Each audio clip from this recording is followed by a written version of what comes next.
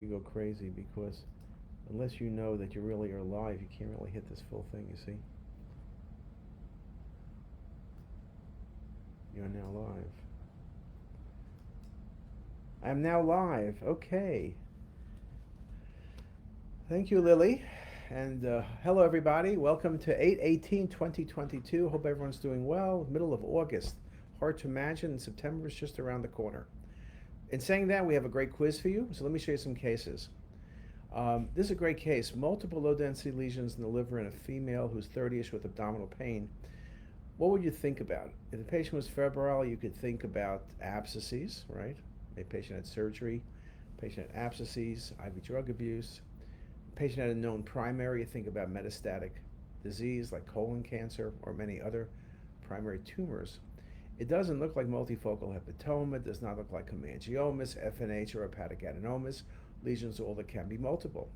It's not cysts, it measures about 70 Hounsfield units in terms of attenuation or so.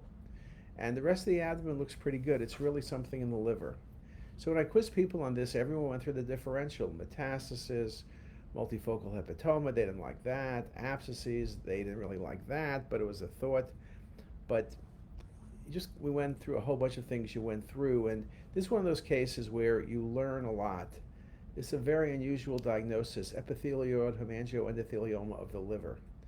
It's a tumor, primary, it's like a vascular tumor of the liver, intermediate malignancy, somewhere between hemangioma, which is benign, and angiosarcoma, which is very aggressive. It's an interesting tumor. It's young to middle-aged women, can be diffusely infiltrating. The most of the time is multifocal disease, very much like you're seeing here. Again, it's an unusual tumor, but again, we all learned something. If you see multiple hepatic lesions in a patient with no known malignancy, no cirrhosis, and particularly if it's a female and it's younger, got to think about this EHE, epithelioid hemangioendothelioma of the liver. Again, when you do conferences, we want people to think. So the most important thing is to think about what the differential diagnosis is, not specifically to think about did you get it right or wrong. Okay, and again, could be infiltrating multiple lesions is the most common appearance. Good article, Insights into Imaging. That's out of Europe, that journal. It's kind of like the radiographics of the ECR. Next case, weight loss. So I stuck with the liver theme. There's a mass in the dome of the liver. When you look at the axials, it looks like it's somewhat vascular but well defined. And when you look at the coronals, it also looks well defined. Maybe a pseudocapsule, it's somewhat vascular. When you look at the MIP imaging, and I love MIP for looking at the images of the liver or kidney, because look how nicely you see the neovascularity. That's not the vascular appearance of FNH where there's a central vessel. It's not the appearance of hemangioma where there's peripheral puddling. It's not an AV malformation. This is bad looking vessels. This looks like malignancy, mass in the liver, even though there's no cirrhosis that we could see, vascular, well-defined pseudocapsule, lesion washes out. You see the pseudocapsule well there. What are we dealing with? Hepatoma. Vascular lesion, even in younger patients. This patient was 30ish, and I was having a theme of the talk, which were lesions in younger females, but hepatoma is still at the top of your list for many things, particularly if a patient has cirrhosis. Another case right up a quadrant pane, a markedly vascular liver lesion, and then there's something in the porta. Now, if that was the pancreas, you would say a neuroendocrine tumor metastatic to the liver. So it's a thought. But if it's liver, what do you think about? Hepatoma. Hepatomas are very vascular at times, but not with vascular nodes like this. A classic hepatoma, that is. It doesn't look like hemangioma. It doesn't look like FNH. If it's hepatic adenoma, which it could be, then it would be a malignant transformation of hepatic adenoma into malignancy. Metastasis, let's say angiosarcoma perhaps, metastatic neuroendocrine tumor with nodes and liver is a possibility. Here's just a few more images very nicely showing that the pancreas is okay. Those masses are peripancreatic and represent adenopathy. There's some calcification in the lesion, best seen on the MIP imaging. So what are you thinking about? Again, a younger female. Hepatoma is typically with cirrhosis, But there is a variant of hepatoma. Younger patients, mainly female, fibrolamellar hepatoma. Very vascular, younger patients. Nodes are often vascular. What a great case. And then sticking with the spectrum of liver, what about this mass? This was in a child, single digits in age, but there's an infiltrating in the liver lesion, or a lesion infiltrating in the liver, with neovascularity and stretching of the vessels. Well, if you have a pediatric patient and you're thinking malignancy, you always think about hepatoblastoma. So I showed you hepatoma, classic, fibrolamellar hepatoma, EHE, and hepatoblastoma. 4 great liver cases, more common in the younger patients.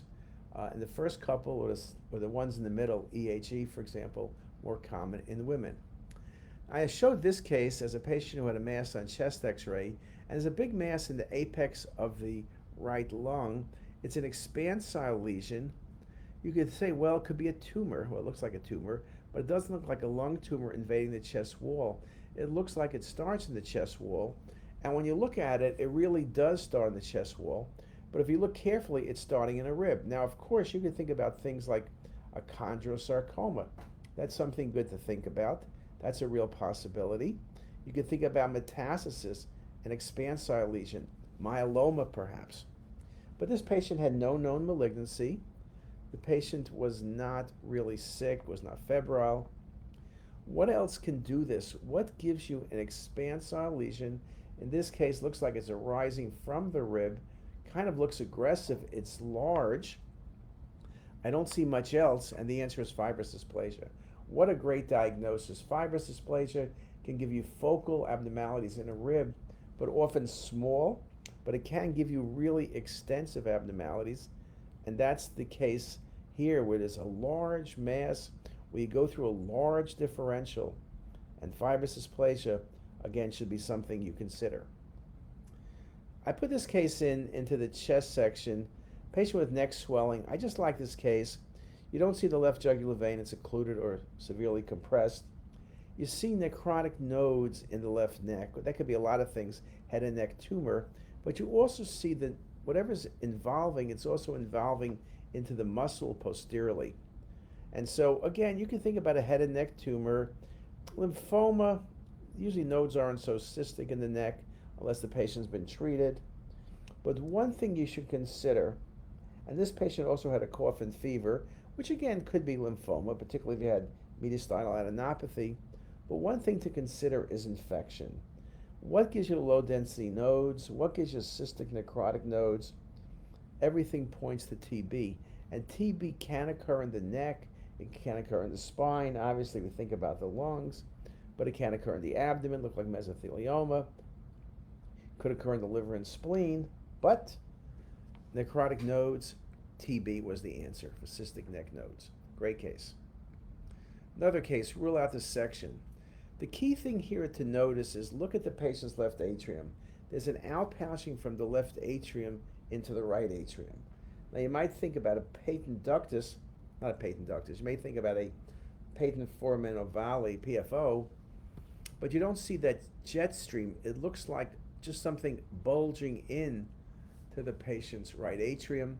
Very nicely shown, and that's an atrial septal aneurysm. Sometimes they have to repair those, but again, the key thing is not to confuse it with a patent foramen ovale, which always needs to have surgery.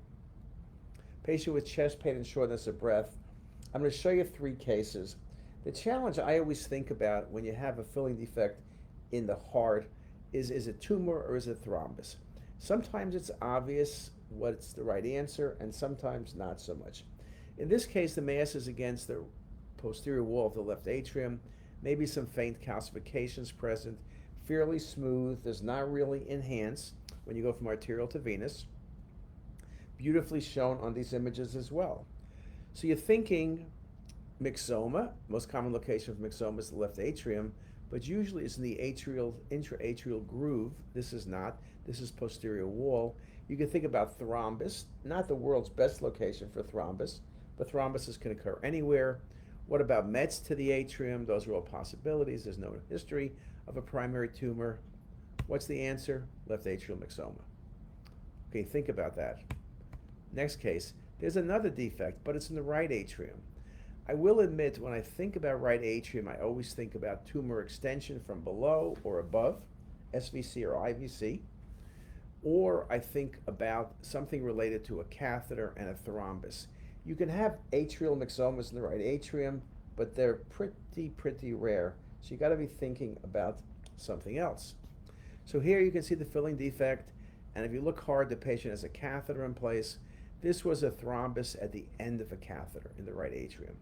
Again, sometimes it's an easy call, particularly when the catheter is still there. Sometimes the catheter was removed previously, so not so easy. What about this case? Same history, but now there's a defect extending in the left atrial appendage. Now, it's not layering out, so it's not a pseudo lesion. You could see it on the negative display. It's really real. Could it be a tumor? Yes, but right atrial appendage, it's essentially always going to be thrombi or clot. Very nice example of thrombus in the left atrial appendage. Okay, so now we talked about thrombus, we talked about atrial myxoma, and again, some of the easy and difficult cases and things you need to think about. What about this back pain patient? It was ruled out dissection, but you see paraspinal masses. You could think about extramedullary hematopoiesis, but the bones don't look like that. When you scan down into the abdomen, you see multiple other lesions. You're not going to get extramedullary hematopoiesis down the entire spine, and the masses in the psoas muscles are low density. And then you get down to the pelvis, and there's a huge mass present, extensive low density masses. This is the classic appearance of somebody with neurofibromatosis. And the para-aortic masses are not dissections, obviously, they're just neurofibromas. Neurofibromas could be soft tissue density or low density. They can enhance. This patient also had the big mass in the pelvis, which was a sarcoma. Sarcoma is degeneration into malignancy of a neurofibroma. And again, just a beautiful example. So again, para-aortic, you think about tumor, think about lymphoma, adenopathy. If it surrounds the aorta, you think about Ernheim-Chester. You can think about extramedullary hematopoiesis, but also consider neurofibromatosis or something in that range. Patient with chest pain. This is a great conference case. The key thing is multiple calcifications in the chest wall and also anterior mediastinum. But what gives you soft tissue calcifications? Well, you can be electrocuted. That's always a thought. When you had one breast, maybe it was trauma, but two breasts, that's less likely. Also, malignancy can give you calcifications, but not so extensive punctate calcifications. I showed a case last year of some unusual infectious worm-like infections which can calcify. The MIP really brings it out,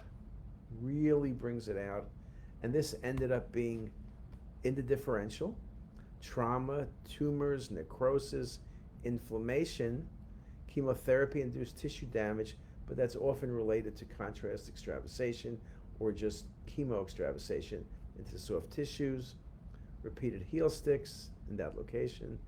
But when you see it in the chest, amyloidosis is your answer.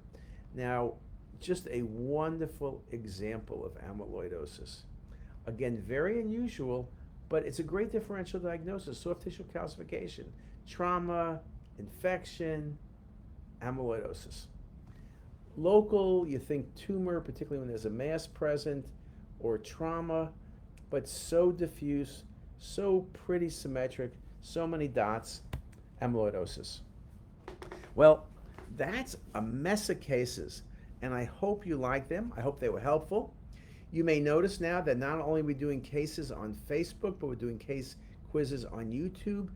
And just to make everybody happy, I am not doing the same cases. So yesterday we posted a new quiz I did live on YouTube.